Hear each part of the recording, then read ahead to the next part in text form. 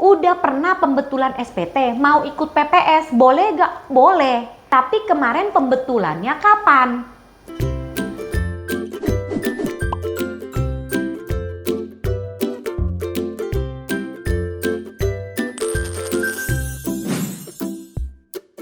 Hai Tax Lovers, jumpa lagi di YouTube channel Cici Yeni. Di video kali ini, Cici Yeni akan membahas bagaimana sih perlakuan kalau tax lover sudah pernah pembetulan SPT orang pribadi tahun pajak 2016 sampai dengan tahun pajak 2020, tetapi tax lover juga mau ikut PPS karena masih ada nih harta yang belum atau kurang dilaporkan.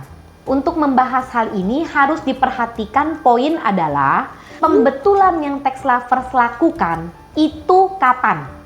Oke, di tahun 2021 Cici Yeni. Oke, tapi tahun 2021-nya kapan? Kenapa itu penting?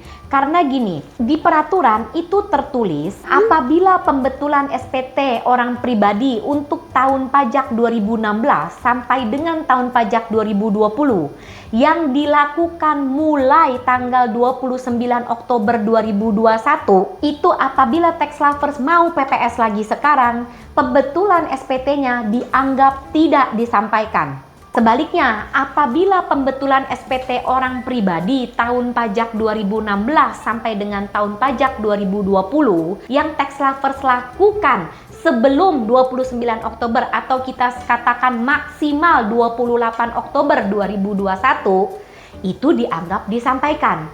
Kenapa ada peraturan seperti ini? Supaya jelas. Jadi hanya ada fasilitas untuk PPS mulai dari 29 Oktober tahun 2021. Jadi harus pilih. Kalau mau pembetulan ya pembetulan aja, kalau mau PPS ya PPS aja. Karena kita sama-sama tahu bahwa PPS ini pun tarifnya khusus. Jadi itu harus diperhatikan, bukan nggak boleh. Udah pernah pembetulan SPT, mau ikut PPS, boleh gak? Boleh. Tapi kemarin pembetulannya kapan? Jadi harus hati-hati. Jangan nanti tax lovers karena minimnya pengetahuan, misalnya contohnya gini, kemarin 1 November 2021 melakukan pembetulan SPT orang pribadi tahun pajak 2018. Kenapa? Karena ternyata DJP menemukan 2 rekening bank yang kurang dilapor. Misalnya seperti itu ya, dengan nilai saldo akhir, katakanlah misalnya 200 juta. Nah, tax lover sudah melakukan pembetulan, tapi lapornya 1 November 2021 nih. Terus sekarang mau ikut PPS karena ada rumah yang belum dilaporkan. Nah, tax lover sekarang tidak boleh hanya melaporkan rumahnya saja. Rekening yang 2 rekening kemarin 200 juta pun harus dimasukkan lagi dalam PPS. Karena pembetulan yang kemarin tax lovers lakukan itu dianggap tidak disampaikan.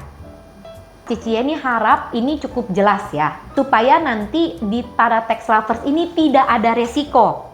Karena apabila tax lovers hanya melaporkan 1 rumah saja, artinya DJP punya data dan informasi tambahan atas yang 2 rekening tersebut, dan tax lovers akan kena sanksi. Itu jelas sekali di peraturannya. Jadi bagi para tax lovers yang kemarin pembetulan SPT orang pribadi tahun pajak 2016 sampai dengan tahun pajak 2020, dari sekarang apabila mau ikut PPS harus dicek bukti penerimaan surat waktu lapor pembetulan kemarin tanggal berapa. Apabila mulai dari 29 Oktober 2021 artinya pembetulan tersebut lupakan aja.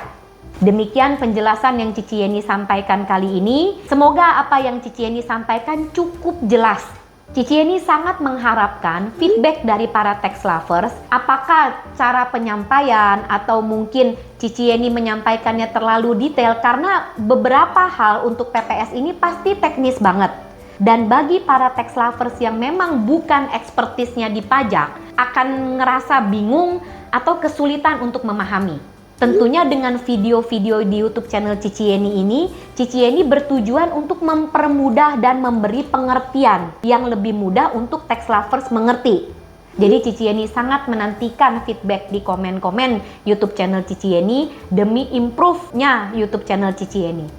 Oke, thank you for watching. Thank you for subscribe. I'll see you all my tax lovers in my next video. Bye-bye.